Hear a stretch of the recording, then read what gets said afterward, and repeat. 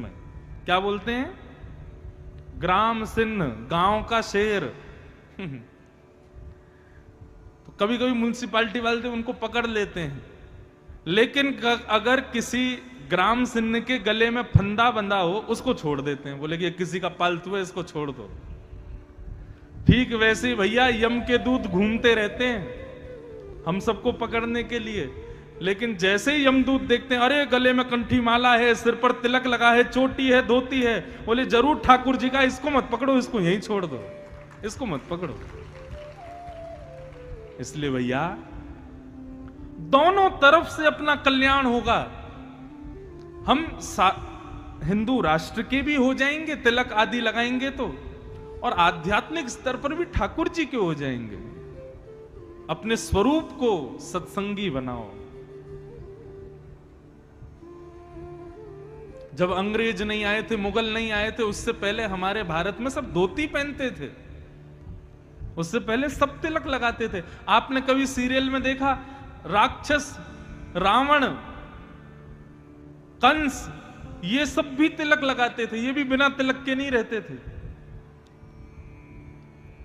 तो हम क्यों छोड़ देते हैं? इसलिए भैया तिलक जरूर लगाओ, कंठी जरूर पहनो, अपने आचरण को, स्वभाव को, खान पान को सुधारने का प्रयास करो। मन आपका अपने आप एकाग्र हो जाएगा। मन के चंचल होने का कारण हमारा कुसंग है, हमारा दूषित भोजन है। जैसा खाओ अन्न वैसा होवे मन, जैसा होवे मन वैसे होवे स्वभाव, जैसा होवे स्वभाव वैसी होवे बुद्धि, जैसी होवे बुद्धि वैसी होवे क्रिया, जैसी होवे क्रिया वैसी होवे गति। हमारी गति निर्भर करती है हमारे अन्न के ऊपर। इसलिए अन्न को सुधारो।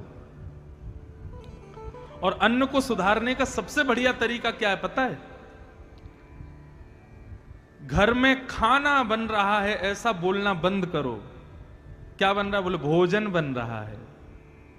किसके लिए बन रहा है? बेटा के लिए, बेटी के लिए, हमारे ना, हमारे ठाकुर जी के लिए बन रहा है। और ठाकुर जी के लिए बन रहा है तो ठाकुर जी के भोजन में फिर प्याज लहसुन नहीं डालना चाहिए। आप विश्वास मानिए, भगवान का भोजन आप इन दो चीजों के परहेज करके लगाओगे और फिर उसको पाओगे, अपने आप देखोगे कि मन आपका शांत होने लग जाएगा, मन आपका स्थिर होने लग जाएगा, मन में एकाग्रता प्रकट होने लग जाएगी।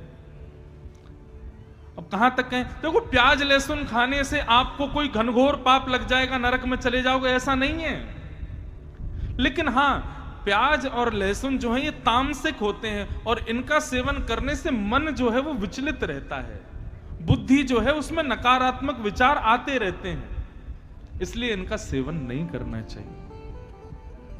और सबसे बड़ी बात है भैया, हमारे ठाकुर जी को भोग नहीं लगता तो हम क्यों पाए?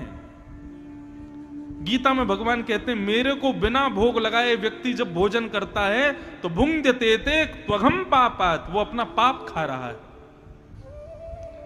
भगवान कोई हमारी रोटी खा तो जाते नहीं है।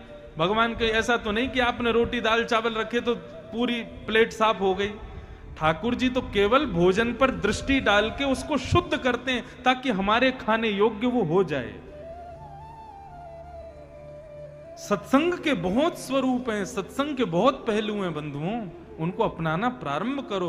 और सबसे बड़ी बात है, अंतःकरण से शुरू करो।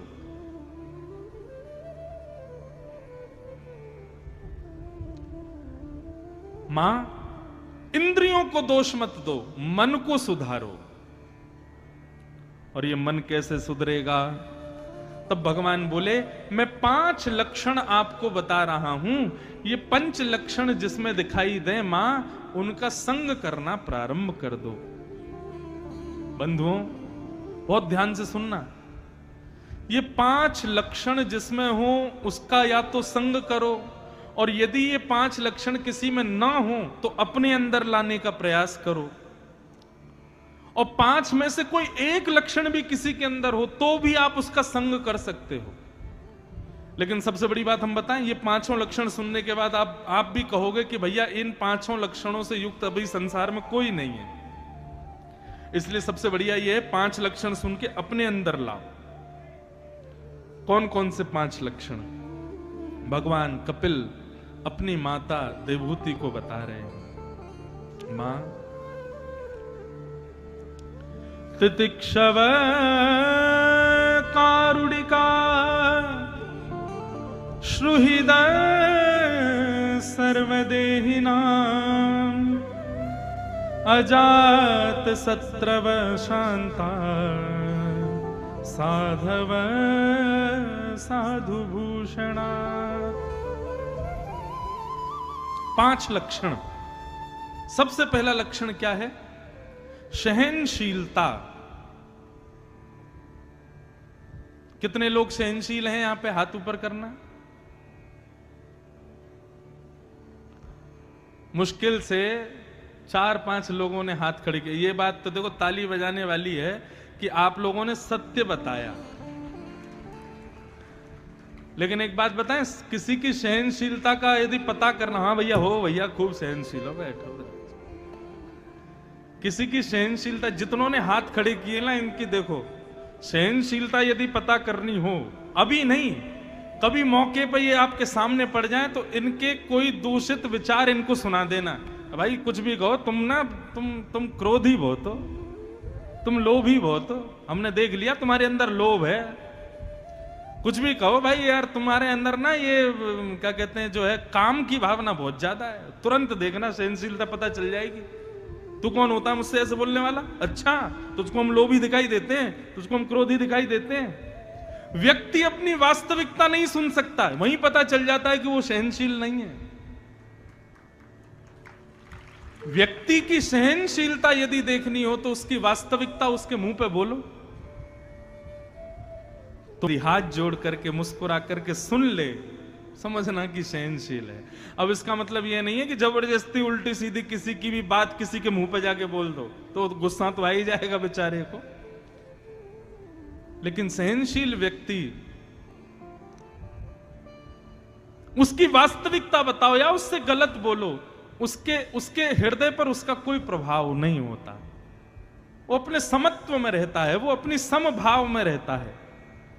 लेकिन जो बहुत जल्दी अपने वास्तविकता को सुनकर के विचलित हो जाए, समझ जाना मां संग करने योग्य नहीं है ये व्यक्ति। सहनशीलता।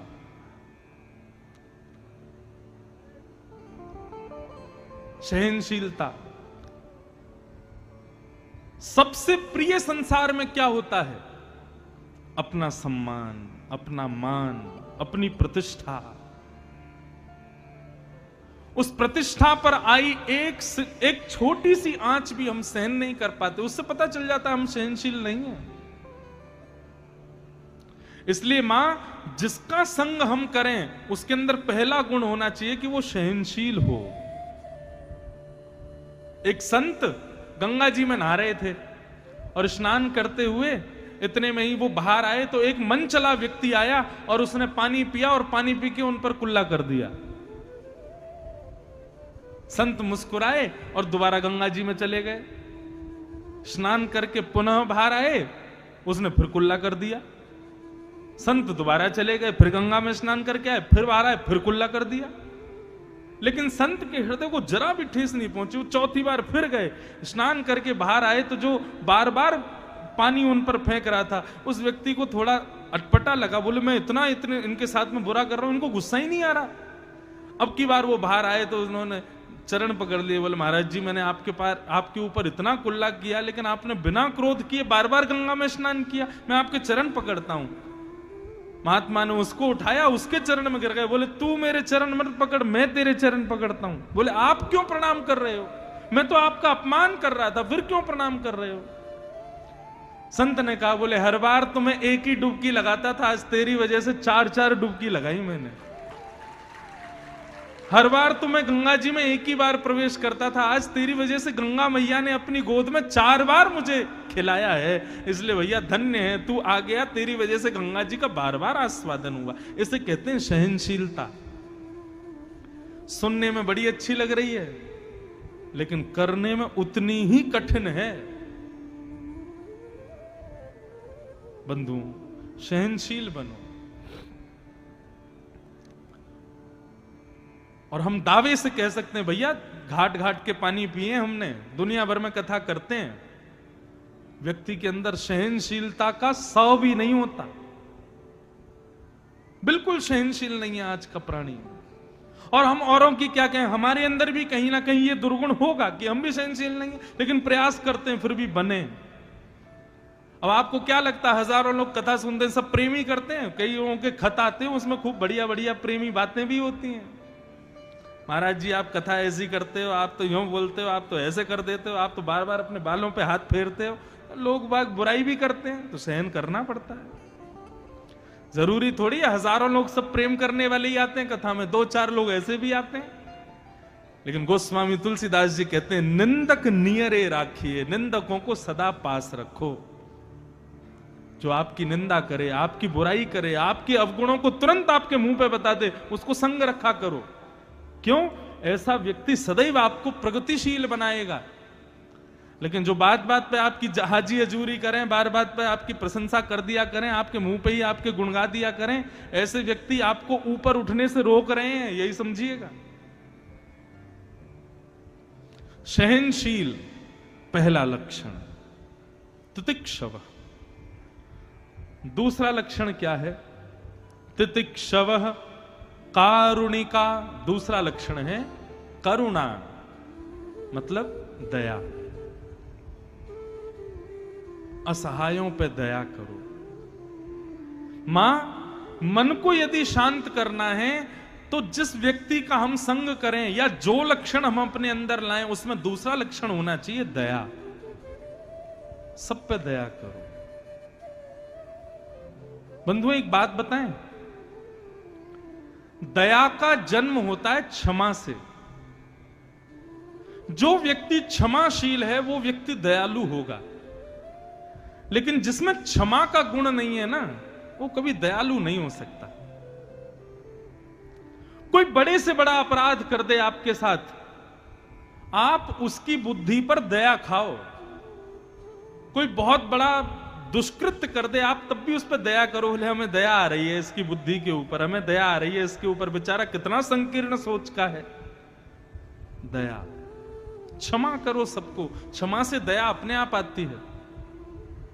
आपको एक बात बताएं, कई लोग मेरे से प्रश्न करते हैं, महाराज जी आप कहते हैं क्षमा किया करो सबको, लेकिन कोई इतना बड़ा अपराध कर दे कि जिस पर क्षमा नहीं कर सकते, तब हमको क्या करना चाहिए? देखो, लोग कहते हैं कि अपराधी को दंड मिलना चाहिए, बिल्कुल मिलना चाहिए, लेकिन क्षमा, आपको क्या लगता है उससे दंड नहीं मिलता? वह भी एक दंड है। जब आप किसी अपराधी को क्षमा कर देते हैं तो आत्मग्लानि रूपी दंड लगता है उसको अंदर ही अंदर लगता है कि अरे बताओ मैंने इतना बुरा किया, इसने फिर भी क्षमा कर दिया। चलो ये तो थी एक बात, उसको आत्मग्लानि हुई। दूसरी बात, जब आप किसी को क्षमा कर देते हैं अपराध करने के बाद, तो ऐसा नहीं है कि वो व्यक्ति मुक्त हो गया। आपके बदले का जो भाव है वो प्रकृति लेगी उससे।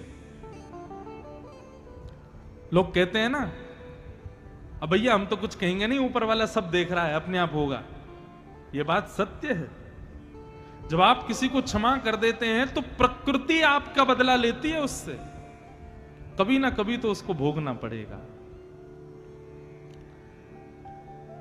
4-5 विद्यार्थियों को नाव में बैठा करके गुरुजी नदी पार कर रहे थे, तो एक विद्यार्थी जो था उनमें से उसका मुंडन हुआ था। अब छोटे विद्यार्थी सब, 2-3 विद्यार्थी उसके बाल नहीं थे, तो कभी उसके सिर पर पानी फेंक दें, कभी उसके सिर पर तबला बजा दें, कभी उसके सिर पर हाथ फेर दें। अब वो बेचारा छोटा बालक सहन कर रहा था, उसने कुछ नहीं कहा। जैसे ही किनारे पर नाव पहुंची, गुरुजी सब देख रहे थे कि इसने अभी तक किसी से कुछ कहा नहीं है। जैसे ही किनारे पर नाव पहुंची तो उपद्रवी बालक जो थे वो तुरंत बिना नाव को टिके ही कूद गए नाव में से। आ गया कोना, कूद जाओ। किनारा समझ करके जैसे ही कूदे तो वहां तो दलदल था, इतने इतने दलदल में घुस गए। गुरुजी बचाओ, गुरुजी बचाओ, गुरुजी बचाओ। गुरुजी बोले तुमको पता है ये क्या हुआ? बोले क्या हुआ गुरुजी? बोले तुम उसको परेशान कर रहे थे, उसके बाल नहीं है, उसके सिर पर कभी हाथ मार रहे थे, कभी पानी फेंक रहे थे, वो बेचारा सहन कर रहा था, तुम लोगों को क्षमा कर रहा था। उसने क्षमा किया, लेकिन उसका बदला प्रकृति ने तुमसे लिया। इसलिए जब आप किसी को क्षमा कर देते हैं तो बिल्कुल निश्चिंत रहिए, क्योंकि प्रकृति आपका बदला उससे लेगी। लेकिन आप क्षमा ही करो। आप क्यों अपने आप को बिगाड़ो क्रोध करके? सब पर दया करो। तो सबसे पहला लक्षण सहनशीलता, दूसरा लक्षण दया, और तीसरा लक्षण तितिक्षवः कारुणिका श्रुहृदः। तीसरा लक्षण है सबका हित चाहो, सबका भला चाहो। केवल मैं खाऊं, मेरे बच्चे खाएं, मेरा परिवार खाए, मेरे सब लोग प्रसन्न रहें, बाकी सब लोग कहीं जाएं, मुझे कोई मतलब नहीं, ऐसा नहीं। सबके भले की इच्छा रखो, सबके कल्याण की इच्छा रखो। अब हमारी ये कथा हरिगढ़ में हो रही है, हरिदासपुर में हो रही है। इस कथा में कई लोग सहयोग कर रहे हैं,